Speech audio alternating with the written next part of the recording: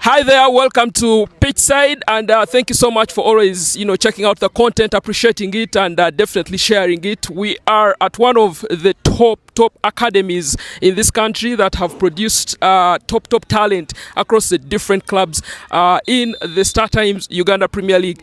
This football has definitely given hope to so many people, including the guest we have on the show today. The guest has won multiple awards. He's definitely one of the most celebrated musicians in Uganda, but also a philanthropist, someone who has decided to give back to football, someone who actually came through football to become the person he is today. Here at the Big Talent Soccer Academy is where youngsters try out and give everything to become the next David Oboaz of tomorrow. That's why we've decided to visit the Big Talent Soccer Academy and also talk to the founder, BET Award winner, guys, multiple award winner, and of course the one and only Mr. Eddie Kenzo. We are right here in his yard and it's an exciting experience. So yeah, we're going to have a chat with him. Mr. President, sir. How are you? Fine, Sebo. All is well? All is well. That's good. Nyanga Mandela. BET Award winner. I'm telling you. This is the closest one when Sembele de BET. Sejiwunyizanga kwa Eddy wano. Jerry Museum. Mr. President, so tusanyiso kusanga. Kale mama. Wano tuwulirawo nnyo ku ekansanga Big Talent wekolera. Because even me, people were there for me even before I became who I am today. So nange shinkakatako kujja nemba kola ki nemba zamu amaanyi bwe balabanga wendiro bwe balabanga buli mwafiira wayagala so yeah ekintu kyanjawulo nnyo.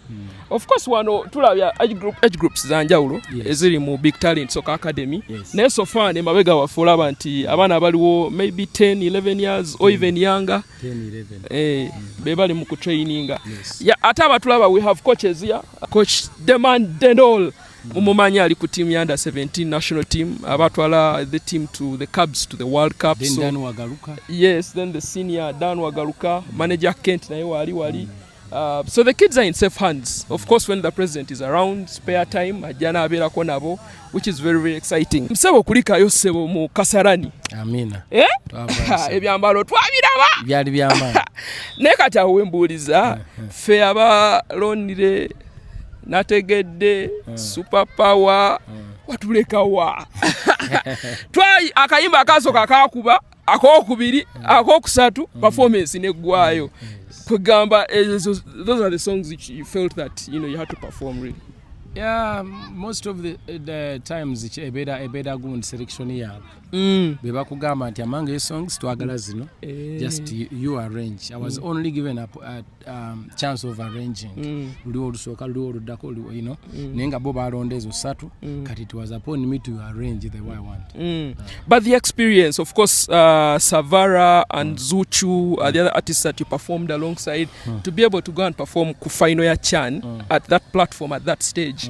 I know you've done several performances before, AFCON and all, but how was the experience basically from your side? No, it was a very good experience performing back home because Kenya is home. Kenya, Tanzania, Rwanda here, Juba, Somalia, it's more of home. So it is always good because most of the time is performing on this kind of platforms. I've been in West Africa. Here I was home with my people. I chip in some Swahili in my performance you had. Yeah, I heard. It's a good feeling basically. It's really good, yeah. Yeah, but also the experience in that is how the performance was delivered. I saw videos of you with your own dressing room. Yes. Yeah, labeled, and then you're also explaining your outfit. Yes. And then you also had, I think a playback here, yes, which is okay, which really happens. Nefuane ne Kampala ku third match playoff sebo. Fabali eri mu media tribune sound nga tetujiwulira. Mwamazima gani? Ngekomeri, otegera. Mwategeka bubi. Twategeka bubi. Amazima ona ogogedde. Twategeka bubi. Sound ngekomeri wansi ogena olira, olya echo, omuyimbi tomuwulira, tebifuluma bulungi. So kati experience ngeyoze gikati je nkubuuza. Abasanyusa temwabategekera bulungi. Mu mbeera ya production sinzira kye nalaba eri kye twali nafu ne kino byali bibiri byanjawulo. Mwabategekera bubi. Good experience era kulikayo. The final itself, I don't know if you had time to watch it, but very exciting. Morocco coming out on top to okuwangula kuba Madagascar 3-2. Nalaba akapiira. Basajja ba Madagascar basamba akapiira boy. Era kyova abajjamu Kenya. Because but they use the ball so well. Madagascar samba akapiira my friend. Morocco ball kisuubirwa kubanga abantu batusookayo. Naye Madagascar mayinze na performing ke Madagascar. Nagendako nakolayo like 3 cities. Nsinjavu nnyo. Nnyo. Naye ekintu kye bakola naga ngamba disi bakibasu basamba. Kyali kyanjawulo nnyo. Basajja bajjanga bamaliride. It was worth a final. Era omudali bagutwala se. Bagutwala. They put in a shift.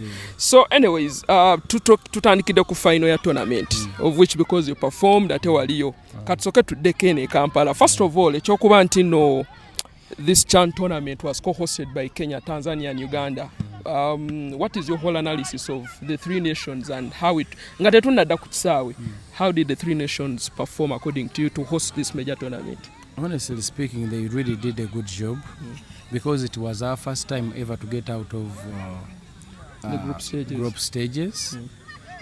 Kati, that's a good start. However much to alika, but still bana abantu balsoka omanyo East African obaye wonzise mtuli walako ibintu wafe birwa otuka muri aspect ibintu wafe birwa otuka kati tukize tugana abantu be waggulu ibintu bingi batusokamu naye nafe tuli mukuvaayo being at hostings ate fe tu hostings bulungi nnyo because East Africa ekirungi kyayo ngaggamu okusinga ku West Africa East Africa no ngaggamu eri rich bulungi nnyo abantu bayo bakyali authentic tebanaba kubeera nga babanyumunguzaamu nnyo we are still original kyanyuma era n'abategesi ba CHAN they were very impressed. So basically all the three countries are very impressed. Gave everything from hospitality to Banakenya bali bagala okutuononeramu nga balwana bayingira ekisaawa but otherwise we were very good. Then the fun effect at least in Uganda and Kenya was up there. Abawagizi your take, I mean olabanga abajja mu our people, oh my god. Bantu bafe baagala bawagira bantu bafe bateekamu amaanyi n'amasaati ne bagawandikako obugambo obutusanyusa amusuza jju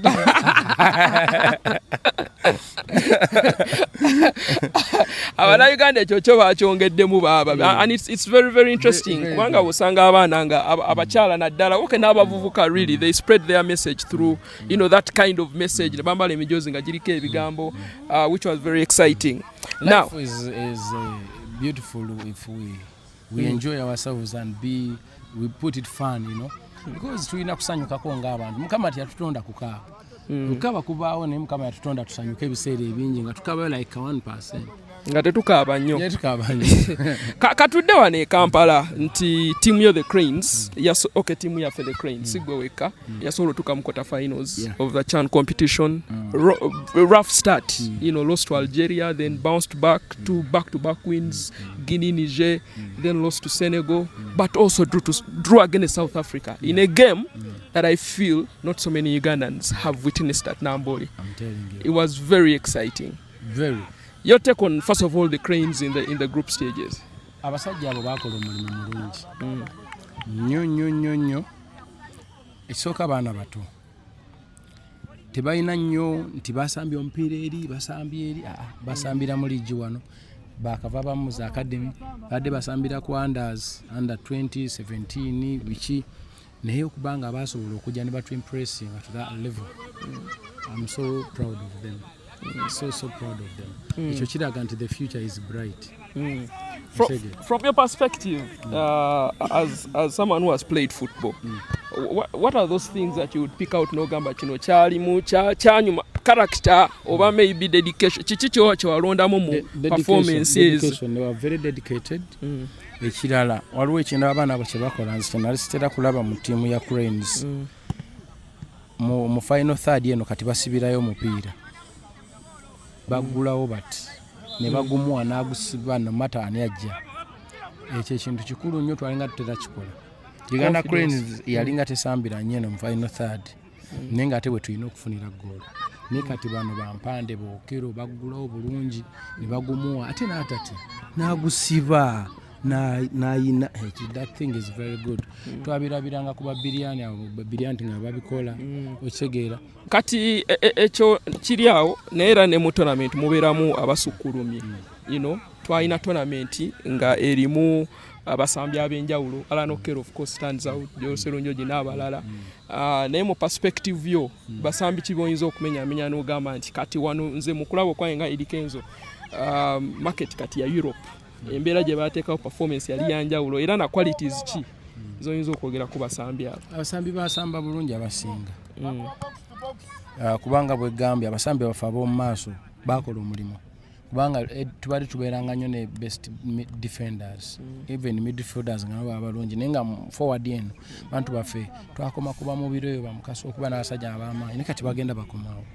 so waliwo abantu abankubirako manyi I have a lot of friends on the team in West Africa agents former footballers naye nga bankubirako nga bagamba about Okello who is that boy is doing a good job ekitegeera then I was impressed by Mpando also how he played and then basajja bange bonna bakola bulungi ba Gavini olaba baba wano mu Baaka abantu gwe bayita Torachi Joero Batambala these guys man they were very very good trust me era senga nzo imu ku complaints ntero kubeera nazo nti abantu bafa abayita national team balina okutandika okuzimba tiimu zino ne bazikiririzaamu ne bazireka zikole ensobi tukolektingire ku nsobi ze tuba tukoze tusobola okufuna future ennungi nze ndowooza abaana abo babakuumire wamu ate era tukikole nga kiviira ddala eno mu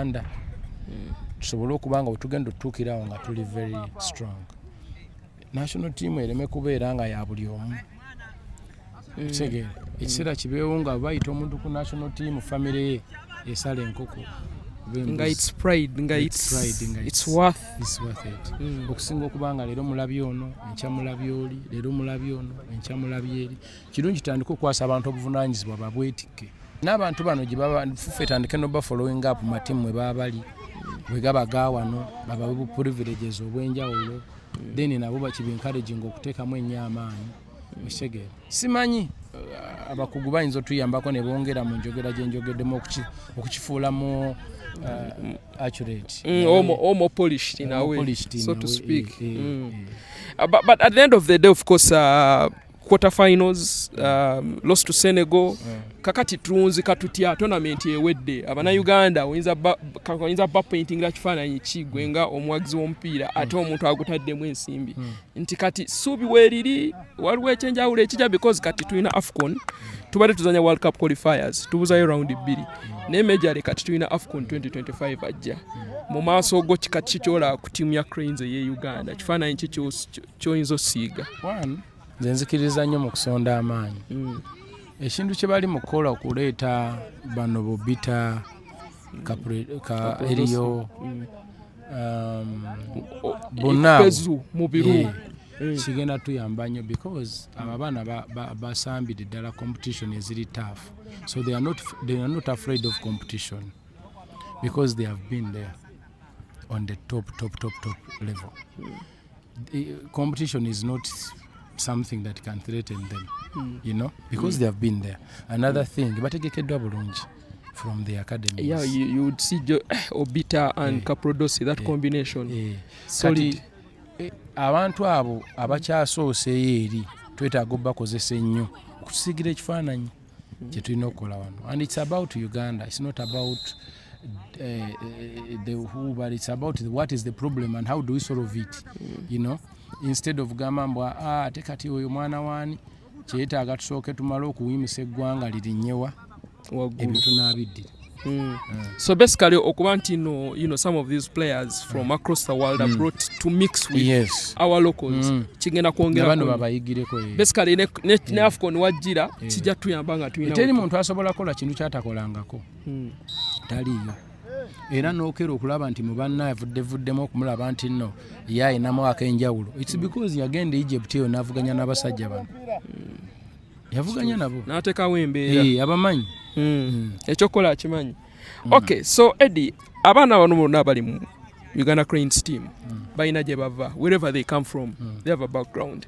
And today we are at one of the things that you hold dearest to your heart, which is the Big Talent Academy. And guys, we're just going to take a walk so that we have this interview as you see the kids playing in the background. And for me, it's, first of all, I know I've had a one-on-one discussion with you. You've talked about the passion, you've talked about the love you have for the game. But man, watching you here, a very busy person, and all the time that you don't have, you know, to spend time and hang out with these kids and tell them and guide them here and there and also give them a future, must be one of your fulfilling things. Mumutima like no gamanti kati mpulira mpe nga wonaga mu Luganda nti I feel fulfilled for what is happening here. Someone would say that you feel fulfilled with what is happening here. Kati nze omupiira guno ngwagala nnyo lwa nsonga omupiira gwe gwandeeta e Kampala. I came with footballers from Masaka. Kati nze nayagalako yingira amagye naye ng'ekinyingiza amagye kulya mmere ng'enjala egenda kunzitira ku street nga ngamba atleast kange nefune bayinza okumpa akawunga n'ebijanjaalo. Naye ate Mukama najja nyamba the Masakero C, they took me in okubeera their kit boy, nga mboleza ebintu, nga mboleza emijoozi, ntegeka emijoozi, ntegeka kooni, ntwala emipiira ku kisaawe. And I started having food. Kati bwe bandeeta ne Kampala for the first time nga tuzze okusamba Kakungulu Cup. I will never forget that because that changed my entire story. That's why I'm here to give back to football and to the ghetto where I come from, because Banabana, we get them from underprivileged families. So, and that's my story. When I see them shine, go to school, get opportunities that I didn't get, honestly, it makes me feel so happy. Okay, so we know how the academy system works. You have underage kids. From you as the director of this academy, how have you been? I know you've had kids, churned out kids, never get them club is in Jaulo. Yes. But the method operandi, how do you operate? Even those of Gavin, they played here. So how Nenga operation how do you operate? Do you like have, okay, now you bring in underprivileged kids, that's one. So then you develop them. So now how do they go out there? Do you sign contracts? Do you sign MOUs? How do you distribute the kids? Kati chetukola to signing neba parents oba abalabirire waka guardians oba any family member who is responsible okuba nti no bamanya nti fe tuli nabo then fe tubafunira amasomero. 95% of these guys, they start at one school, Vision for Africa, both primary and secondary. Then abalala bali Bukedia, abalala bali Buddo, abalala bali Kitende, bali spread across Kibuli serving amasomero agenjawulo. So kati oli kati katugambe vira kati enjagala. So what is that process? Vira kusasula oba omwana omuta, how does it? Nze soka ne mubawa ne bagenda ne balabo baana abakolera. Bwe basiima nti agenda bakolera ne tuyiya, how can they pay him? Like for example, Wabiona Faiz. Kati the first national team ne bamuwa million 7. Basoka muwanya. Mugambe, you come from a very bad background. So kwate sente zogende ne anko na kimulabe kimwenzo zikolamu. Ezaddako ne bamuwa 7. Ne mga kachobo kola kulako boda ebenge kuletere at least 8 week osegera. Then yes atugendo pangiseka akayumba tekemuko ku bintu. Yes, like that. You know, kubanga nze sinatuuka kwata sente kujja kubano bavubuka. So kati gwe kichote kiri mu nti vira yobwe mwagala mpamu milioni 15 tusaye. It's not about selling. It's about the opportunity. It's about the opportunity because already muteka lya FIFA academy etuwa 10%. Omusami ona jabalaze first signing 10%. Ekyo kiri mu FIFA and I think ne FIFA they respect that. But in the it's not about how much money we make. It's about how do we empower these guys to become better in life and they change their story and our country and you know, gye twagala okusooka okulaga sente zijja tusangayo. It's not about money right now. Okay, so the other thing that I wanted to ask is, as Eddie Kenzo, I know you have a lot that is going on and a lot of things that you're handling. But one of the things that are very important for such a project to succeed is the facilities. And I know for sure that you alone cannot be able to have, you know, the biggest facility for this academy to operate. So how are you handling that situation? How are you managing the facility situation and the logistics that come along with running an academy? University tuyambako ekisaawe kituweera bwereere. They don't charge us anything.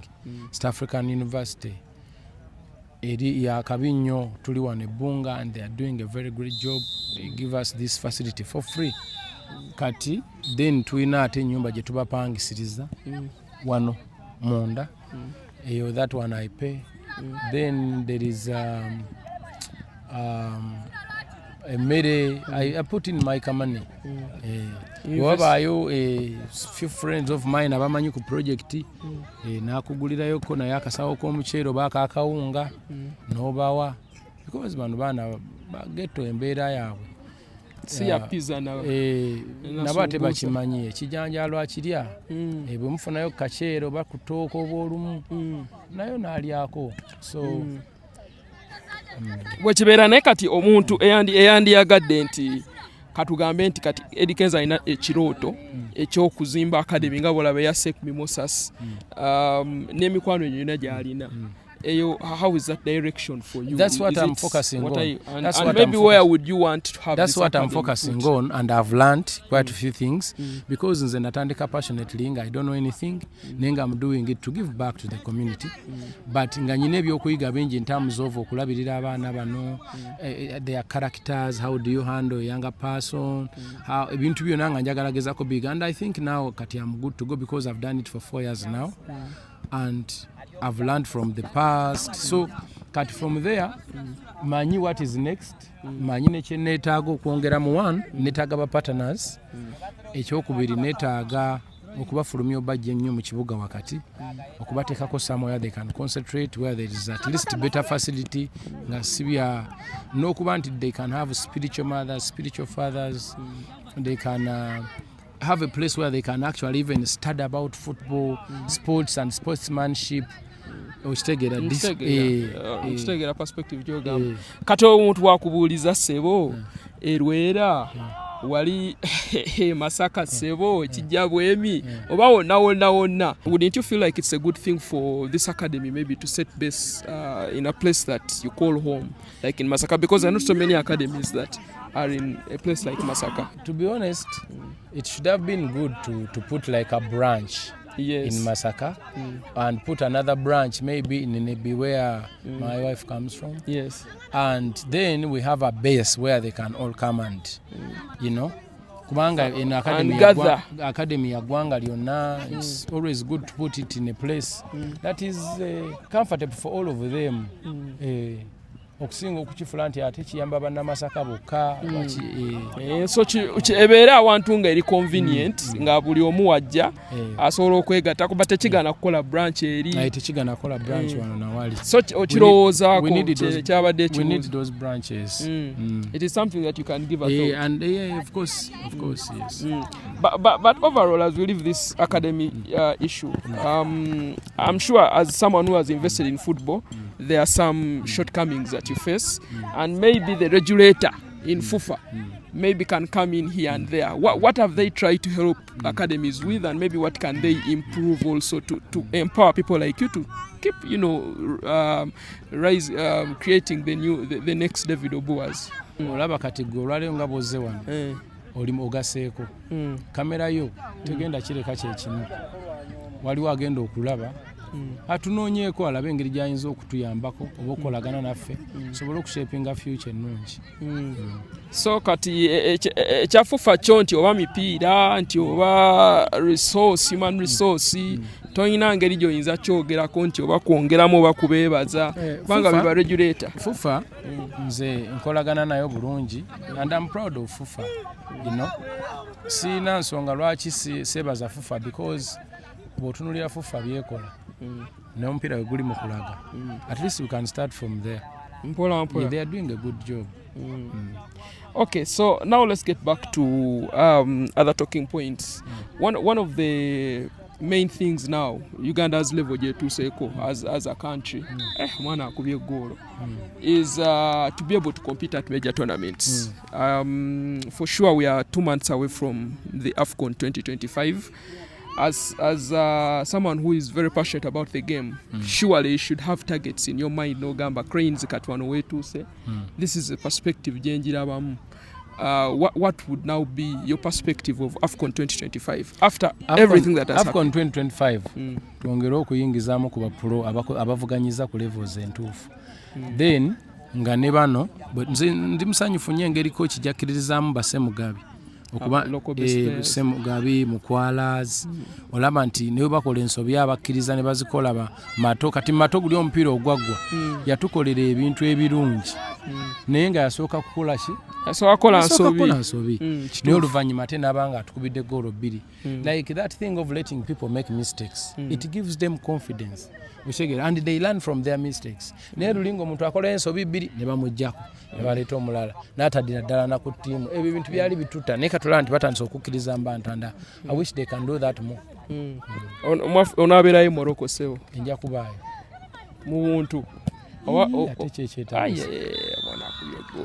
ate kyekyetaagisa sebo gwe kati biti bingi byogenderamu Morocco tosobola kulemererwa kugenda sobola kakati ekya Morocco nga tukimaze ekintu ya Uganda wano liigi yaffe tenaba kujja mu kutojera olw'ensonga nti tuwadde ne CHAN naye ate kati wawaddewo ensonga ey'okuba nti federation ebadde ina idea ey'okukyusa league format bulijjo tubadde tuzanya home and away emipiira 3 naye kati idea eriwo ya kugezaako kuzanya round 3 round esooka buli omu bamukuba akalulu ne mwekuba emipiira 15 round eddako top 8 ne bazanyanga bo kulondamu wiina last 8 ne bazanyanga bo kusalako bye basazeeko well very different from the one that we are used to, and it has caused a lot of uproar. People are saying bachanguyiza kwa wade bagamba kitandike season eno clubs zechanze perspective ya league. First of all, competitiveness olaba mweri mu league ya Uganda, what has to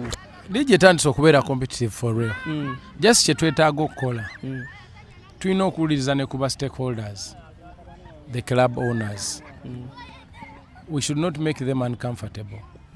Nze ndowooza tubenchmarkingire nnyo ku Premier League kuba bana Uganda bagiraba nnyo, that League of England. If we benchmark on that one, we shall n'abawagizi baffe bennyini bajja kubeera nga babifollowinga bulungi. We should not do complicated things. Okujjako nga kina financial gundi gye kigattako oba nga kireeta nga tulina engeri gye tufunamu in terms of kusavinga oba kufuna naye bwe kibanga tekikola so mbaye tugezaako ku reintroducing something new. Let us tutambule nga n'abantu baffe tubawadde amaanyi agawera. Tusigale ku liga enkadde according to mpulira ba already owners bakayana tetubakayanya nnyo. I mean ba club owners. Naye sibimanyi nnyo saagala bigenda mu kiwanvu until I take my time to analyze. Njagezaako kubuuliriza kuba nange omupiira ngulimu ate ngwagala. Ate ng'okutegeera. Ssebo oli watuleetera Alhaji Diouf. Kaakati ssebo nteekateeka kyeriwo kuba manyi Adebayor ali eyo mulaba ali kusawe w'ekisi. Njagala kuleeta Legends team. Twagala kuleeta Okocha ba Adebayor baani. Ndi ne Diouf tuli mu kipanga. Bajje basanyusemu abantu baffe kuba babaagala nnyo. Our people deserve it. Abantu baffe badeserving okulaba ku bantu abo face to face kuba babawagidde. Wano banenga tulina batolezi Mama Drogo bayitirivu Mama Adebayor Tata Fabregas. Our people deserve better. So the plan is to bring all those top African stars. Bantu bajiba balabeke nambole. Eyo project eba y'amaanyi nnyo. Obogena kwongera mukone bano Bonyango. Bonyango balina obaamu okisegeera. Ne gundi what was Diof's feedback on visiting Uganda and the love that he got and what he saw? Nkugambye ne bwe twali tusamba Senegal nga buli kaseera abeera nkubira. Have you seen that? Have you seen this? So he was really excited. And ekintu kino wali ogezaako kiteekamu ne tourism.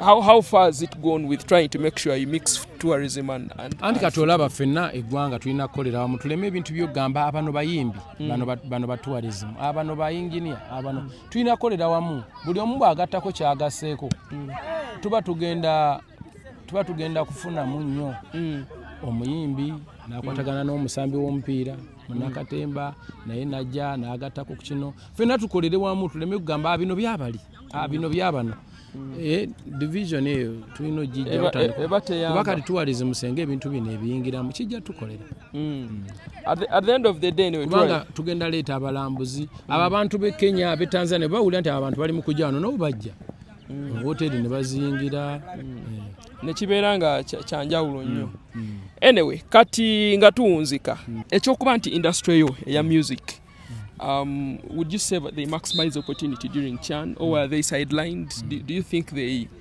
got the best out of it? Because I felt, first of all, you performed at the final in Nairobi. In Kampala there wasn't as much activity mu bayimbi. It was only just performing and akudda. Do you think there was harmonization between the stakeholders and music and the creative art over? 100%. 100%. Abasambi b'omupiira n'abayimbi tuli bwe tuti bitambulira wamu. How are you guys? Nsanyusa obbala bakuyitaani eddalaani kawuma ate gwe bakuyitaani erinnya eddala nanteega ate gwe nakato nikita. It wasn't about kufuna mpase but it was about that unity. Music unifies people.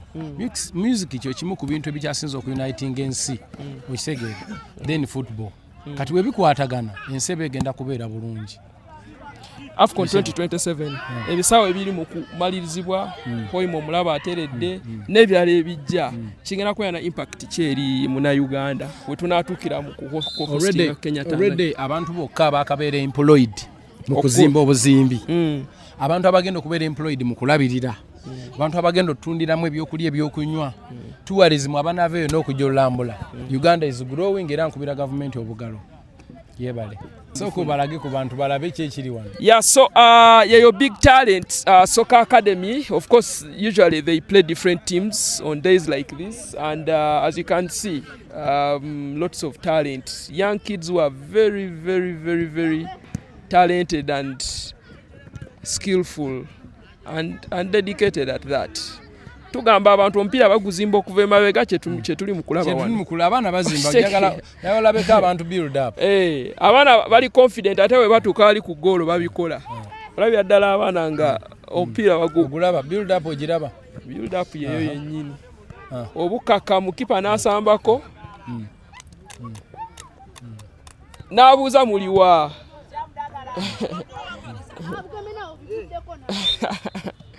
Bugemba bivuddeko. Ekintu kya mental health Eddy kyogerako ki? Mental health is real. Mu baana nga bano how are you able to combat it? Bano fe tugezaako okubafunira ku bantu abatusinga obukugu mu bintu by'okubuulirira n'okusomesa naddala about life because mental health is real. Abaana abamu bava mu balina background eziri very difficult like for example wano waliwo abaana batamanyi abazadde baabwe nga bamumpa ina emyaka 7 leero ng'ali mu senior 4 we bali wano. Waliwo abamu nga balina bazadde baabwe nga balina mental issues mu ghetto we bali wano. I've been with them. Bwe tunaamala you can interview some. Waliwo abaana be nafuna nga bali mu P3 kati ng'ali mu senior 4. Waliwo be nasanga mu P5 nga kati ali mu senior 6. So but mental health mu angola naye kyengezaako okugamba nti baali abamu nga tebasoma nga beekubagiza balaba nga abaalemwa naye kuba twakwatagana nabo olaba nti bavuddemu ekyomugaso. So people have to be treated mentally because omwana omulabirawo naye nga yalowooza nti oluusi bambiye oba kiki nga yawulira ng'agamba oba ffe twaza gwaki bebeera beekubagiza bingi wano ya naye so bw'omujja ne mumujjamu ekyo mu bwongo ne mugana nedda we don't live by the past, we live by the present and the future. Ebyabawo bireke tutereze future. Ogenda olaba nga akitegedde nga atandise okuva mu kwekubagiza ngaze wano yeeyagala. Mwinamu instances where abamu tebaagala kusamba nga bo baagala concentrating kusoma then they go and actually do other things. Andi kati bano baana bato olumu abamanyi ali bamusambi wa mpiira okakana nga ate ekizudde nti ate alina ekirala kyayinza okukola. Bangi babivaako. The more gye bongera okukula gye bongera okutegera nti osanga kino si kyange. Kati cycle diwo mugamba nti kati bano bakuze tubasiibudde kati omwana yenna kasita ayingira mu myaka 2 aba alina okuba nga alina kirabu naye naffe tulwana nnyo okumakinga sure nti by at least 17-18 atandise okufuna ttiimu enene gya traininga nayo. Then omusibulira wekigaana then era ng'ofuna ekirala bakwano bange abali mu Super League mugagira omwana ono kagire nga training akawolabe bwe balanga ali ready for the license they give them. Then ate emirimu gino egy'emikono kuba mwawasiba mukyogerako nti ebyo byonna byandibadde bituufu nga bano beekugambye olumu betuzuula nti omupiira si kintu kye twandibadde tubateekamu embeera naye tukyali bamufuna mpola tujja tuuka. Okay.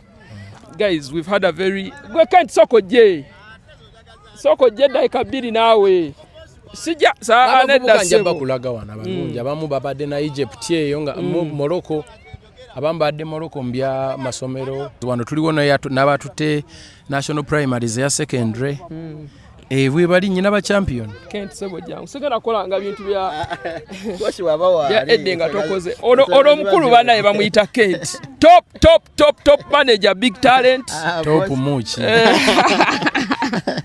tuli wano ku Big Talent Academy era nga Eddy atonyoyedde ebintu ebisinga neera tekigaana gwe tuwa insight kwa kati gwe gwabeera n'abaana essaawa 24 ekisookera ddala passion ey'okulaba nti abaana bano bayamba eva kuki era sofa kigenda kitya.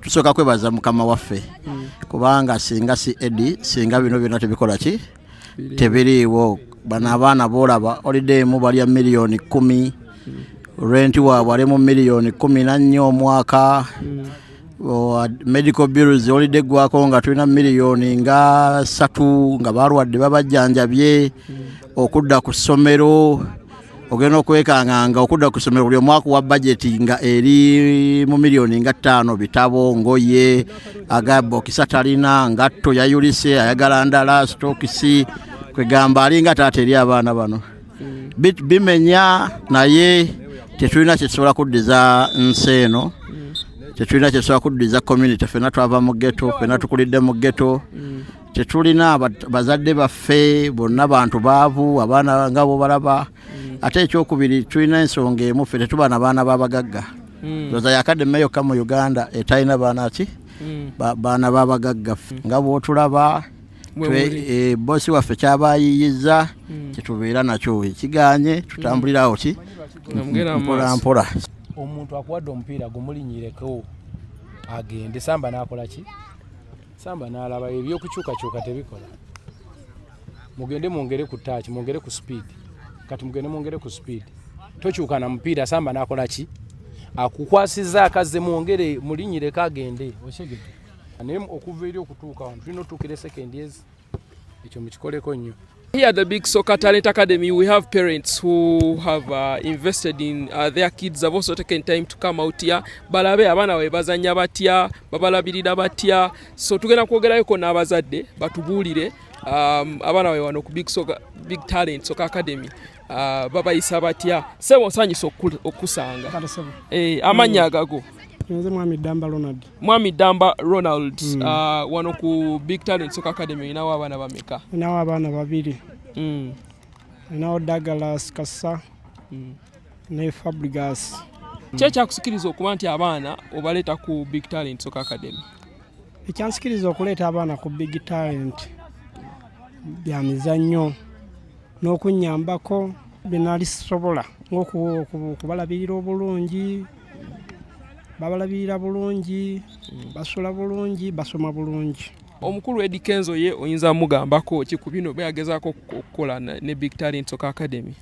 Omukulu Kenzo oyo mwebaza nnyo lwakuba nti okumusanga omwebaza obulungi mbadde sina subiri mutuukira naye nange musiŋŋaanyeko wano ku Big Talent naye mwebaza okuteekawo akademi eno ennyambye nnyo nga bw'okiwulira okubanga abaana bamanyi okuzannya omupiira abaana bateekamu ssente n'ebintu ebirala.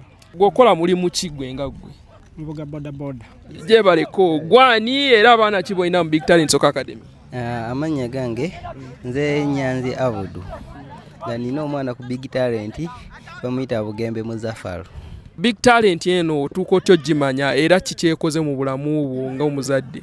Big Talent eno okutuuka ogimanya ng'era bw'omanyi mu community nga akapiira nakazannyako lwakubanga era bw'obimanyi obulamu bw'ensi gye nawangaalira nesobola nensaba nnyo Mukama ampeeyo ekisa ampeeyo omwana akola ki asobola okuba nga akaagala. Mukama nanziramu nampa ekisa nampaayo omwana nga akaagala. Manager Kenzo muzadde kyekyamazima atutuusiza ku bintu bingi abantu ab'enjawulo be twali tetusuubira nti tusobola okukola ki ate era tukakasa nti olw'amaanyi ga Mukama Katonda ebingi bikyakola ki bikyajja. With me here is Yasin Sokir. Is that your name? Yes, it's my name. Oh, happy to meet you, Sebo. Ogamba otya? Ndi bulungi Sebo. First of all, kusanza wano ku Big Talent. Tell me about your experience, under the Big Talent Soccer Academy as Yasin. How has it been and when did you join? Yeah, my experience here at Big Talent has been so good. I joined in 2018 and that's the time when this academy started. Most of us who are here, we are from the ghetto. But since this man joined us, our life has totally changed. From the behaviors of the ghetto, as you know, those characters that come in the ghetto.